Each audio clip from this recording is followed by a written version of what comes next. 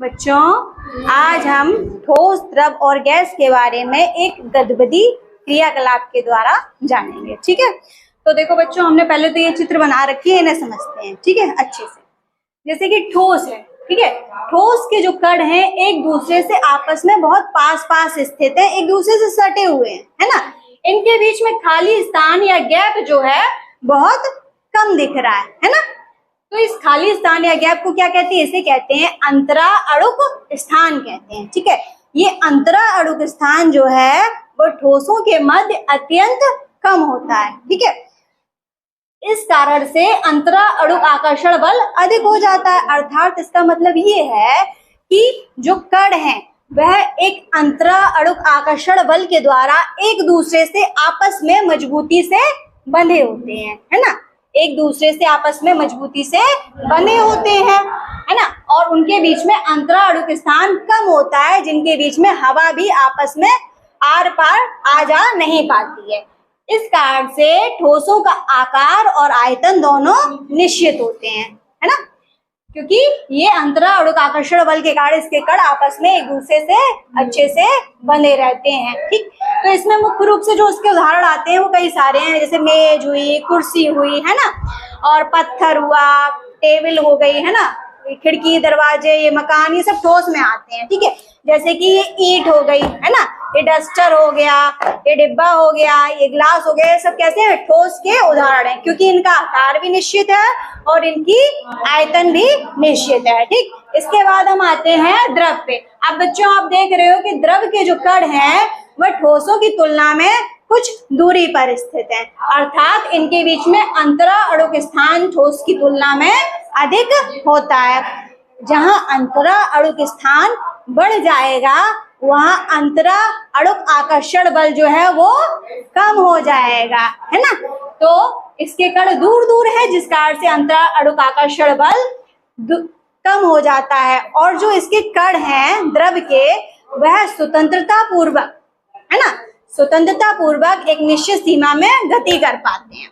इसी कारण से जो द्रव हैं उनका आकार जो होता है वो अनिश्चित होता है, वे जिस पात्र में रखे जाते हैं उसी का रूप ले लेते हैं, किंतु आयतन निश्चित होता है। जैसे कि अभी देखो, गिलास में है पानी, ठीक है, किस रूप में है? गिलास के रूप में। ठीक है, अगर इस पानी को हम कटोरी में कर दें तो पानी ने किसका रूप ले लिया? कटोरी का ले लिया। ठीक है, ऐसे हमारे फ्लास्क में ये ऑरेंज जूस है ना। अब इसका शेप बताओ कैसा है? फ्लास्क के जैसा, है ना। अगर अब हम इसको इस परख नली में पलट लें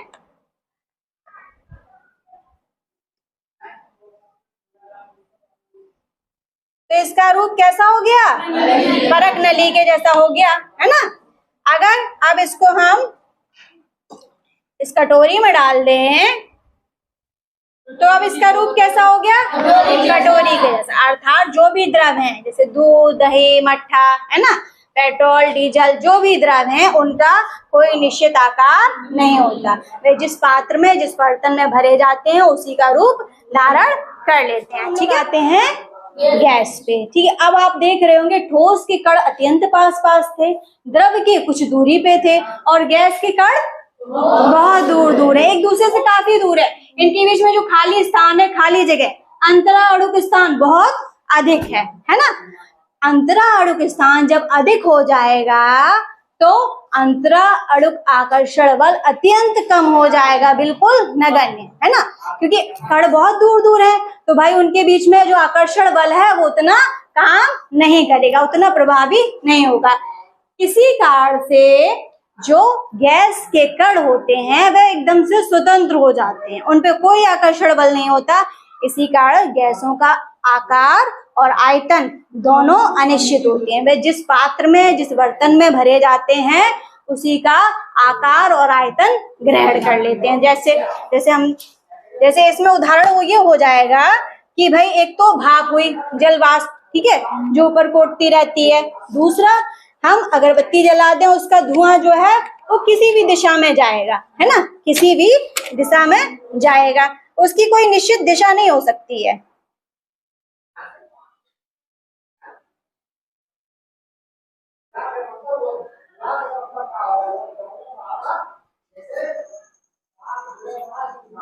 जैसे इसमें थोड़ा थोड़ा सा धुआं उठ रहा है, अब वो किसी निश्चित दिशा में नहीं जा रहा है, बस वो जिधर हवा चलेगी उस तरफ जाने लगेगा, है ना, दिख रहा ना।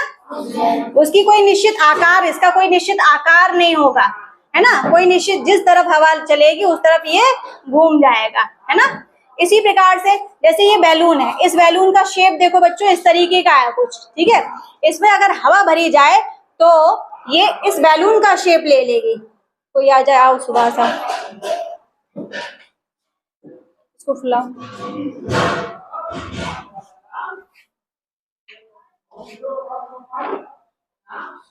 ठीक है, देखो इसमें हवा भरी तो इस बैलून ने इस प्रकार का इसमें जब बैलून में हवा भरी तो इसने ऐसा रूप धारण कर लिया।